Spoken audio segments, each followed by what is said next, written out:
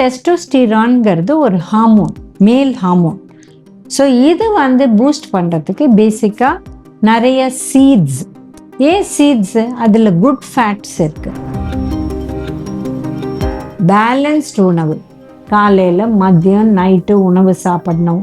2 உணவில் வெஜிடபிள்ஸ் இருக்கணும், 1 ஃப்ரூட் இருக்கணும். ப்ளஸ் அந்த vegetable colours green, orange, red. அப்போ தான் உங்களுக்கு எல்லா விட்டமின்ஸ் அண்ட் மினரல்ஸ் கிடைக்கும். லைஃப் ஸ்டைல் சேஞ்சஸும் ரொம்ப முக்கியம். சரியான டைமில் தூங்கணும், பிட்வீன் 10 PM அண்ட் 6 AM. அடுத்து பார்த்தீங்க, மைண்ட் ரெஸ்டடாக இருக்கணும், ஹை ஸ்ட்ரெஸ் இருக்கக்கூடாது. 3வது பார்த்தீங்கன்னா எக்ஸசைஸ் பண்ணணும். நீங்கள் ரெகுலர் உணவு, அதாவது இந்த மாதிரி வீட்டில் செஞ்ச உணவு at least 5 to 6 days a week எடுத்துட்டு பிரியாணி once a week சாப்பிட்டா நாட் அ ப்ராப்ளம். பட் நாங்கள் 5 நாள் பிரியாணி சாப்பிடுவோம், ஒரு நாள் தான் வீட்டு சாப்பாடுன்னா அப்போ உடம்புக்குள்ள டெஸ்டோஸ்டிரான் இறங்கக்கூடிய வாய்ப்பு இருக்கு.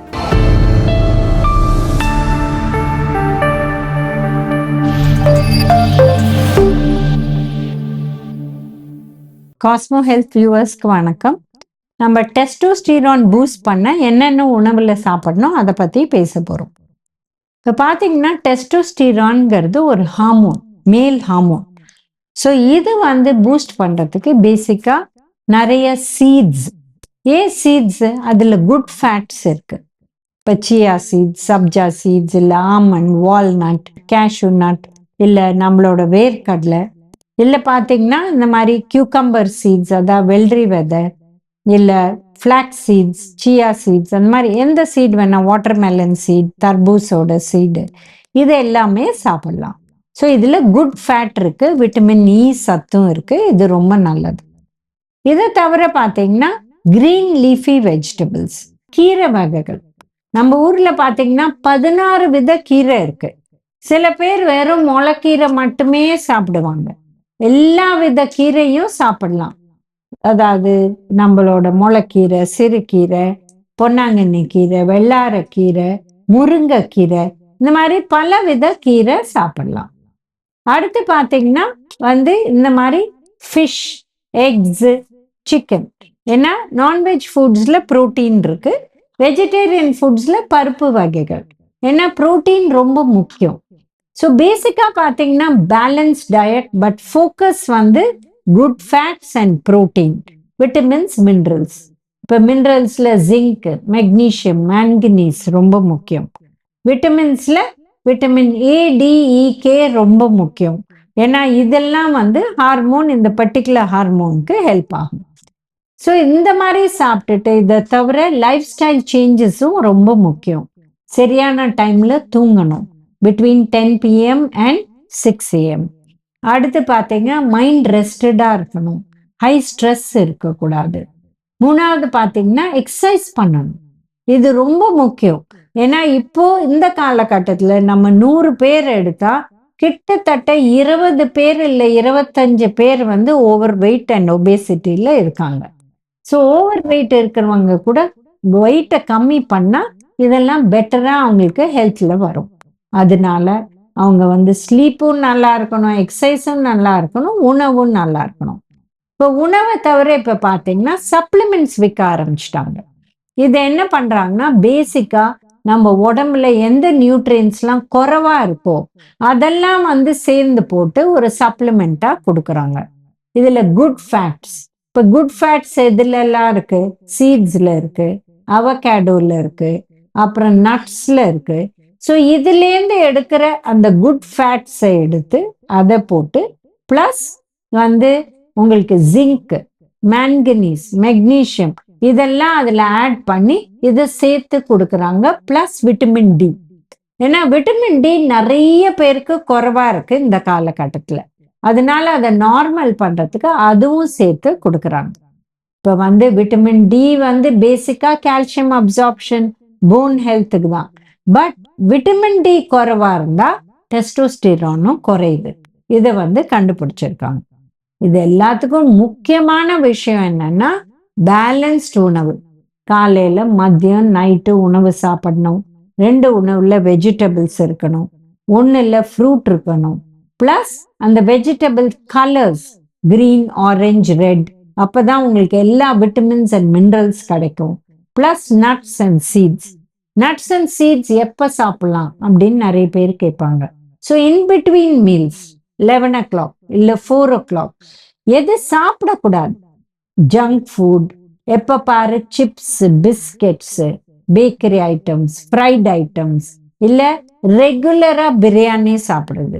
என்னைக்கோ ஒரு நாள் சாப்பிட்டா ஓகே, பட் ரெகுலரா நீங்க பிரியாணி எடுத்தீங்கன்னா என்ன ப்ராப்ளம் வரும்?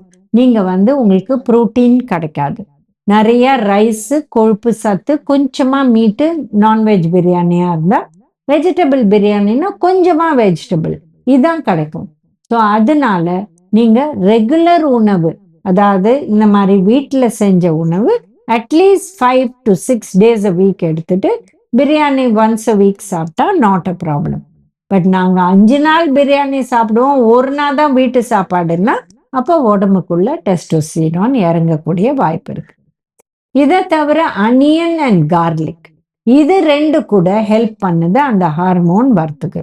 இது நிறைய பெனிஃபிட்ஸ் இருக்கு. இதை கூட சாப்பிடலாம். ஹார்ட் ஹெல்த்தை தவிர டெஸ்டோஸ்டிரானுக்கும் ஹெல்ப் ஆகும். இப்ப யார் இந்த மாதிரி டெஸ்டோஸ்டிரான் பூஸ்ட் பண்ற உணவு சாப்பிடக்கூடாது? யாருக்கெல்லாம் பிரெஸ்ட் கேன்சர் இருக்கோ, இல்ல ஹார்மோன் இம்பேலன்சஸ் விமென்ல இருக்கோ, அவங்க சாப்பிடக்கூடாது. இந்த நம்ம சொன்ன உணவுலாம் ரொம்ப ஜாஸ்தியா சாப்பிடக்கூடாது. டெஸ்டோஸ்டிரான் சப்ளிமெண்ட்ஸ் நிச்சயமா எடுக்கக்கூடாது. ஏன் அப்படின்னா இது டெஸ்டோஸ்டிரானை ஜாஸ்தி பண்ணா ஏற்கனவே அவங்களுக்கு ஹார்மோன் இம்பேலன்ஸ் இருந்து இது ப்ராப்ளம் வரலாம். பட் மென் ரெகுலரா சாப்பிடலாம். அவங்களுக்கு யாருக்கெல்லாம் இதெல்லாம் சரியா சாப்பிடாத இருக்காங்களோ அது சாப்பிடலாம். இது உணவு மூலமா தான் வர நியூட்ரியன்ஸ்னால இதுல அந்த அளவு ப்ராப்ளம் கிடையாது. இதுல சைடு எஃபெக்ட்ஸோ அந்த மாதிரி ஒன்றும் பிரச்சனை இருக்காது. ஏன்னா மோஸ்ட் ஆஃப் த சப்ளிமெண்ட்ஸ் நீங்க படிச்சு பார்த்து லேபிள பார்த்துட்டு சாப்பிடுங்க. பேசிக்கா அதுல vitamin D, calcium, magnesium, zinc, iron and இந்த ADEK விட்டமின்ஸ் இருக்கும். ஒமேகா 3 ஃபேட்ஸ் இருக்கும், இல்லை குட் ஃபேட்ஸ் இருக்கும். இதுதான் இருக்குமே வழிய இப்போ அவகேடோ இல்லை சீட்ஸு, நட்ஸு, இதுலேருந்து வர ஆயில்ஸ், இல்லை அந்த சீடு நட்டையே அரைச்சி கூட போட்டு பண்ணுவாங்க. அந்த மாதிரி இருந்தால் ப்ராப்ளம் இல்லை. பட் இதே அவங்க வேற விதமாக இன்கிரீடியன்ட்ஸ் போடாத வெறும் நம்பர்ஸ் போடுறாங்கன்னா அது கெமிக்கல் நியூட்ரியன்ஸ் யூஸ் பண்ணுறாங்க.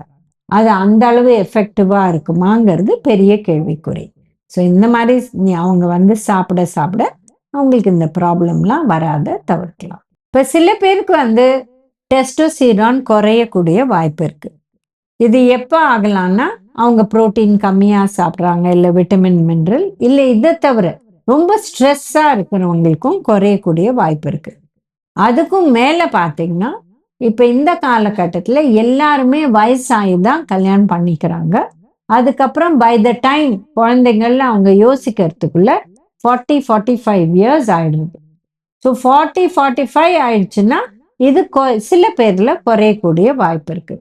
ஸோ அதனால அதை தவிர்க்கிறதுக்கு நம்ம 40 years மேல வித் த டாக்டர்ஸ் பிரிஸ்கிரிப்ஷன் இந்த சப்ளிமெண்ட்ஸை எடுத்துக்கலாம்.